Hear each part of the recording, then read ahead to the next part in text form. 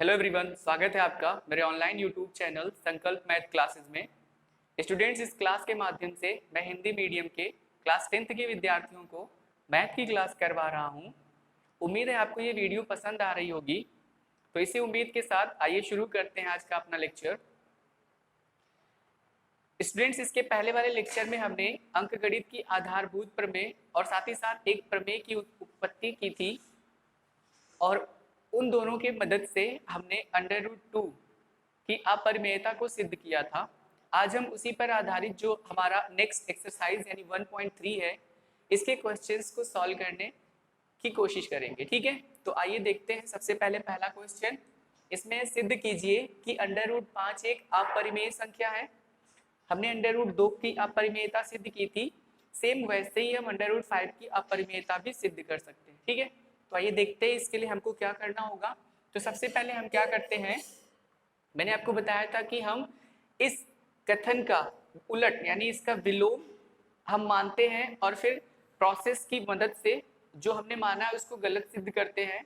ऐसा करने पर जो ये स्टेटमेंट पहले से दी हुई है ये स्वतः ही क्या हो जाएगी, सिद्ध हो जाएगी। तो सबसे पहले हम क्या करते हैं, माना √5 जो है वो अपरिमेय नहीं बल्कि क्या है, एक परिमेय संख्या है। क्या है, एक परिमेय संख्या है। ये हमने अपनी तरफ से माना है कि माना √5 एक परिमेय संख्या है। ठीक है, अब अगर √5 एक परिमेय संख्या है तब हम सबको पता है कि हम √5 को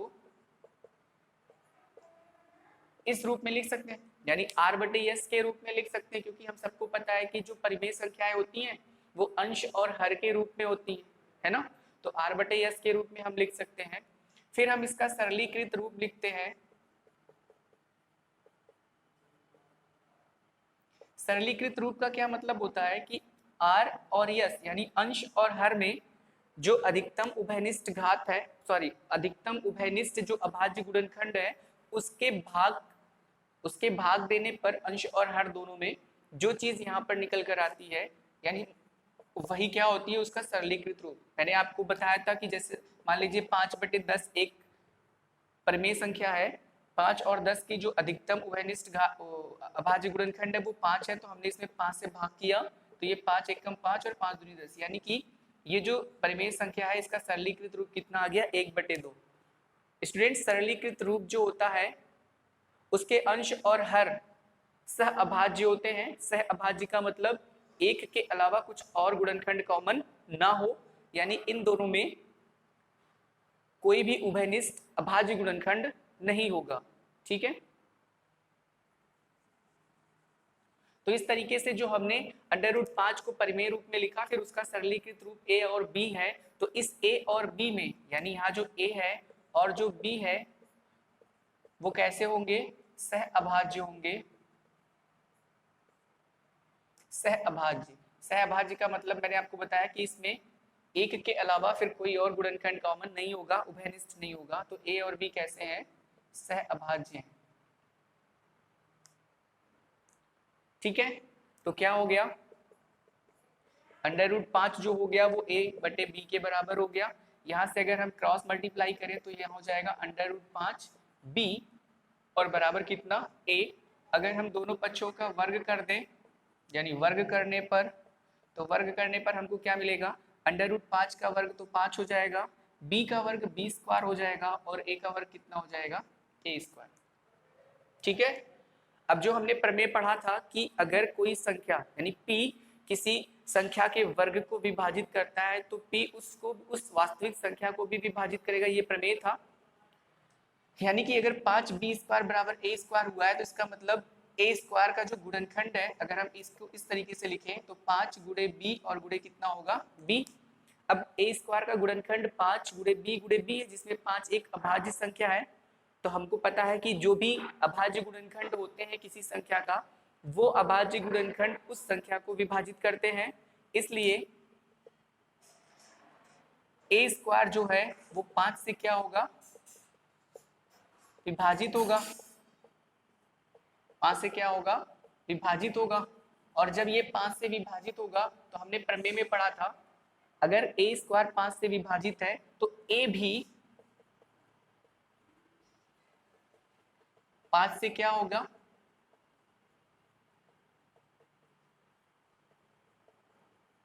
विभाजित होगा।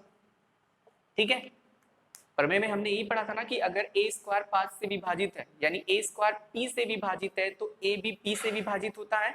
वहां p एक अभाज्य गुणनखंड था, यहाँ 5 a स्क्वायर का एक अभाज्य गुणनखंड है, इसलिए a स्क्वायर 5 से विभाजित होगा। उस कंडीशन में a जो है वो भी किससे विभाजित होगा, 5 से विभाजित होगा। ठीक है, आई थिंक आपको इतना समझ में आ गया है। Very good. देखिए अब इसके बाद हम क्या करते हैं, अगर a जो है वो 5 से विभाजित है, a जो है वो 5 से विभाजित है, इसका मतलब 5 a का भी अभाज्य गुणनखंड होगा। इस कंडीशन में हम अपनी तरफ से एक चीज लिखते हैं कि माना a जो है वो कितना है, 5c, जहां c कोई धनात्मक पूर्णांक है। ठीक है, जहां c कोई धनात्मक पूर्णांक है।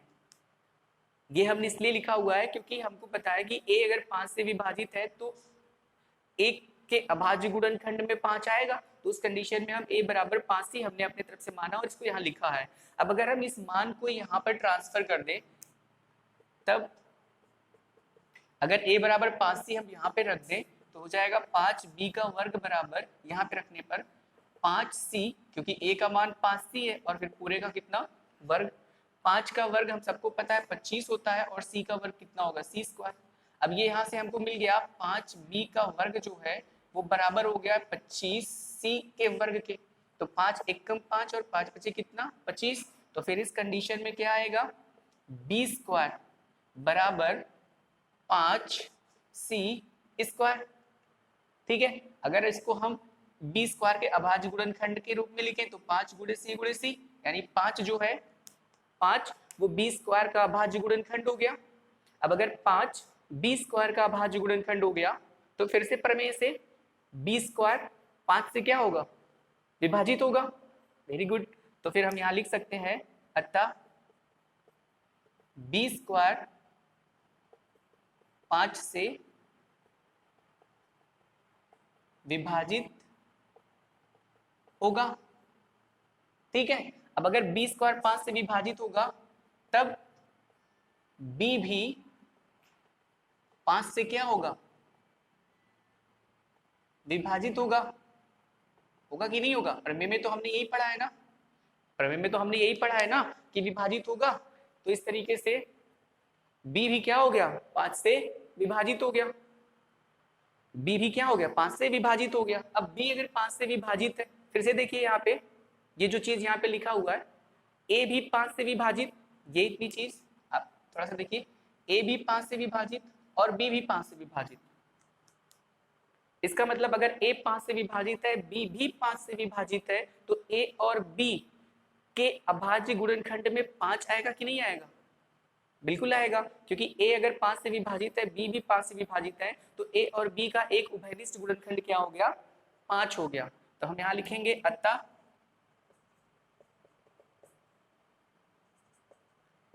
a और b का एक अभाज्य गुणनखंड जो है वो क्या है, 5 है। अतः a और b का एक अभाज्य गुणनखंड क्या है, 5 है ना। परंतु हमने क्या माना था कि √5 एक परिमेय संख्या है। अब अगर √5 एक परिमेय संख्या है तो उस कंडीशन में √5 की वैल्यू a/b थी सरलीकृत रूप में लिखने के बाद। तो अगर a/b थी तो इसका मतलब a और b में एक के अलावा कुछ और उभयनिष्ठ गुणनखंड नहीं होना चाहिए। तो यहाँ पर a और b में एक और उभयनिष्ठ गुणनखंड आ गया, क्या, 5। आई थिंक आपको समझ में आ रही है बात, वेरी गुड। यहाँ a और b में एक भी गुणनखंड कॉमन नहीं होना चाहिए था, तो उस कंडीशन में √5 परिमेय संख्या होती, लेकिन एक और अभाज्य गुणनखंड यहाँ पर उभयनिष्ठ आ गया जो कि 5 है। इसका मतलब हमने जो माना है √5 एक परिमेय संख्या है वो क्या हो गया, गलत हो गया। है कि नहीं। अगर अंडर रूट 5 एक परिमेय संख्या होती तो 5 उभयनिष्ठ गुणनखंड आना ही नहीं चाहिए था, क्योंकि फिर a अपान b जो यहाँ पे अंश और हर है वो तो सहअभाज्य है ना। सहअभाज्य में एक के अलावा कुछ कॉमन नहीं होता, यहाँ कॉमन हो गया, इसका मतलब हमने जो माना वो गलत। और अगर हमने जो माना वो गलत तो दिया गया जो वास्तविक स्टेटमेंट है, वास्तविक जो कथन है वो क्या हो जाएगा, सिद्ध हो जाएगा। अतः हम लिखेंगे यहाँ, अतः अंडर रूट 5 एक परिमेय संख्या नहीं है। अब अगर अंडर रूट 5 एक परिमेय संख्या नहीं है तब क्या है, तब अंडर रूट 5 एक अपरिमेय संख्या है। आई थिंक आपको समझ में आ गया, वेरी गुड। यहाँ पे हमने प्रूफ क्या किया कि अंडर रूट 5 जो है वो एक अपरिमेय संख्या है। तो इस तरीके से हमने पहला क्वेश्चन सॉल्व कर लिया, ये हो गया सिद्ध। क्या हो गया, सिद्ध। ठीक है, आई थिंक आपको समझ में आ गया होगा, वेरी गुड। अब हम सेकेंड क्वेश्चन को सॉल्व करते हैं।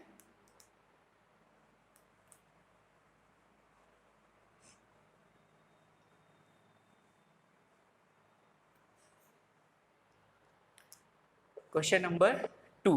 क्वेश्चन नंबर 2 क्या है, सिद्ध कीजिए कि 3 + 2 रूट 5, सिद्ध कीजिए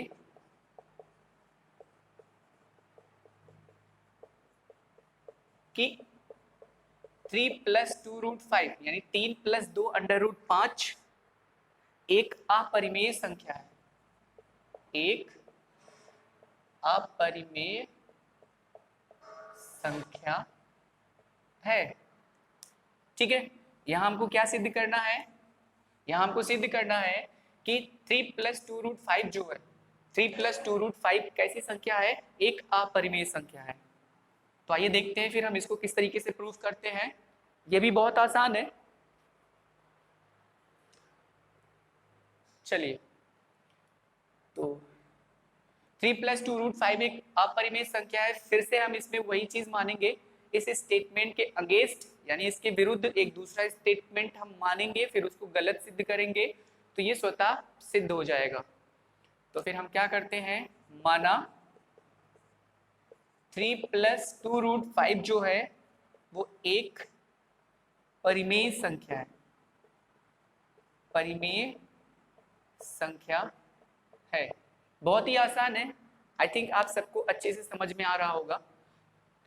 माना 3 + 2 रूट 5 एक परिमेय संख्या है, उस कंडीशन में क्या होगा, 3 + 2 रूट 5 को हम r/s के रूप में लिख सकते हैं, क्योंकि हम सबको पता है कि जो परिमेय संख्याएं होती हैं वो हमेशा अंश और हर के रूप में लिखी जाती हैं। ठीक है, तो r/s हो गया। अब अगर हम इसका सरलीकृत रूप लिखें, सरलीकृत रूप का मतलब होता है, अब तो आपको पता ही चल गया होगा कि सरलीकृत रूप का क्या मतलब होता है। सरलीकृत रूप का मतलब होता है कि ये जो परिमेय संख्या r/s है, इसमें अगर कोई उभयनिष्ठ गुणनखंड है तो हम उस उभयनिष्ठ गुणनखंड से अंश और हर को भाग करके उसको सरलतम रूप में बदल देते हैं। ठीक है, तो ये माना कि वो क्या है, a/b। अब अगर ये सरलतम रूप है r/s का, तो इस कंडीशन में क्योंकि जो उभयनिष्ठ गुणनखंड था वो यहाँ से भाग करके हट चुका है, तो जो बचे हुए अंश और हर में जो पूर्णांक संख्याएं हैं इनमें कोई भी गुणनखंड उभयनिष्ठ नहीं है। अब अगर कोई भी गुणनखंड उभयनिष्ठ नहीं है तो ये दोनों क्या हो गए, सहअभाज्य। अतः a और b जो है वो कैसी संख्याएं हो गई, सहअभाज्य। सहअभाज्य का मतलब इसमें एक के अलावा फिर और कोई भी गुणनखंड उभयनिष्ठ नहीं होगा, तो सहअभाज्य है। ये दोनों कैसी हैं, सहअभाज्य है।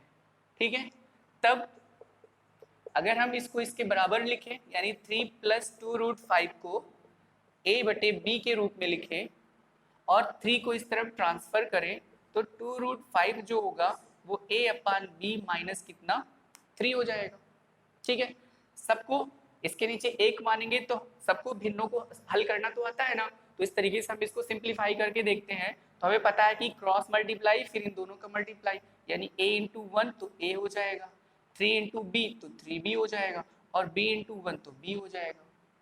ठीक है, अब थोड़ा सा यहाँ पर ध्यान दीजिएगा, a और b जो है वो सहअभाज्य है और साथ ही साथ अगर a और a/b परिमेय संख्या बना रही हैं, ये दोनों मिलकर परिमेय संख्या बना रही हैं, तो इसके लिए हमने पढ़ा था कि जो परिमेय संख्याएं होती हैं उसके अंश और उसके हर में जो संख्याएं लिखी होती हैं वो पूर्णांक होती हैं। वो क्या होती हैं? पूर्णांक, चाहे वो धनात्मक पूर्णांक हो या फिर ऋणात्मक, पर वो होती क्या है? पूर्णांक होती हैं। इसका मतलब a और b क्या है? पूर्णांक है। a और b क्या है? चूंकि a और b क्या है? पूर्णांक है, पूर्णांक है। अब अगर a और b पूर्णांक है तो आप सबको पता है कि किसी भी पूर्णांक संख्या को किसी भी पूर्णांक संख्या में प्लस करें या माइनस करें या मल्टीप्लाई करें, हमको इन तीनों कंडीशंस में हमको क्या मिलती है? जो रिजल्ट मिलता है वो भी पूर्णांक होती है। तो पूर्णांक को पूर्णांक, सबसे पहले यहाँ देखिए b पूर्णांक है, 3 भी पूर्णांक है, तो 3 से b को मल्टीप्लाई किया तो पूर्णांक मिला। a पूर्णांक है, पूर्णांक को पूर्णांक से अगर माइनस करेंगे तो भी क्या मिलेगा? पूर्णांक। ठीक है, तो इस तरीके से अंश क्या हो गया? पूर्णांक, और b तो पूर्णांक है ही है, इसका मतलब अंश और हर क्या हो गया? पूर्णांक। अब अगर अंश और हर पूर्णांक हो गया तब a माइनस 3b बटे b, ऊपर भी पूर्णांक और नीचे भी पूर्णांक, अंश भी पूर्णांक और हर भी पूर्णांक। जब अंश और हर दोनों पूर्णांक है तो फिर इस रूप में जो संख्याएं होती हैं वो क्या होती हैं? परिमेय। तब a minus 3b upon b क्या है? परिमेय संख्या है। क्या है? परिमेय संख्या। आई थिंक आपको समझ में आ गया, वेरी गुड। तब a अपान b जो है वो क्या है? परिमेय संख्या है। अब a minus 3b upon b एक परिमेय संख्या है, और ये है किसके बराबर? 2√5। एक चीज यहाँ पर भूल गया मैं, फिर से बता दूं, 2 को भी इधर अगर हम लिखें इस तरीके से, √5 is equal to a minus 3b upon 2 को भी इधर भेज देगा। 2 यहाँ गुणा है तो दूसरी तरफ अगर जाएगा तो वो नीचे हर यानी यहाँ पहुंच जाएगा, तो √5 इधर बचेगा, 2 नीचे चला जाएगा, इसका मतलब यहाँ 2b भी होगा। फिर से वही चीज, b पूर्णांक, 2 पूर्णांक, पूर्णांक को पूर्णांक से गुणा करेंगे तो पूर्णांक। मैं यहाँ पर 2 को भूल गया था, फिर से इसको बता दे रहा हूँ। तो इस तरीके से a minus 3b upon 2b जो होगा वो क्या हो गया? एक परिमेय संख्या। क्या हो गया? एक परिमेय संख्या। यानी a क्या है? परिमेय संख्या। ये पूरी संख्या परिमेय संख्या है, लेकिन ये पूरी संख्या बराबर किसके है? √5 के। और हम सबको पता है कि √5 क्या है? अपरिमेय। यानी कि √5, चूंकि √5 एक क्या है? अपरिमेय संख्या है, हमने प्रूफ भी किया अपरिमेय संख्या है। परंतु इसका जो ये लेफ्ट में है और ये राइट में, ये दाईं तरफ और ये बाईं तरफ, ठीक है, तो बाईं तरफ और ये दाईं तरफ, तो बाईं तरफ √5 और जो राइट यानी दाईं तरफ है वो a minus 3b upon 2b है। तो सबको पता है कि दोनों तरफ की चीजें एक ही जैसी होती हैं। इस तरफ अगर परिमेय है और इस तरफ अपरिमेय है तो ये तो विरोधाभास हो गया, अलग अलग हो गए ना, क्योंकि एक तरफ अपरिमेय एक तरफ परिमेय और दोनों बराबर, तो ऐसा संभव नहीं है। इसका मतलब अगर √5 एक अपरिमेय संख्या है और a minus 3b upon 2b एक परिमेय संख्या है, तो इन दोनों स्टेटमेंट यानी इन दोनों कथनों में विरोधाभास है, अतः ये संभव नहीं है ना, यह संभव नहीं है, अतः यह संभव नहीं है। अब अगर ये संभव नहीं है, ये संभव नहीं है, इसका मतलब जो हमने माना था, अगर ये सही होता तो ये संभव होता। अगर ये संभव नहीं है यानी ये रिलेशन नहीं बन सकता, ये संबंध बन नहीं सकता, तो इस कंडीशन में 3 + 2√5 एक परिमेय संख्या भी नहीं होगा। अतः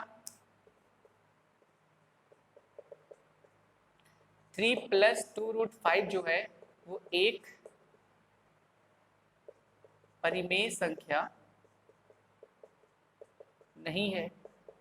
अब अगर ये परिमेय संख्या नहीं है तो क्या हो गया? ये एक अपरिमेय संख्या है, हम यहाँ स्टेटमेंट में लिख देंगे, अतः 3 + 2√5 क्या है? एक अपरिमेय संख्या है।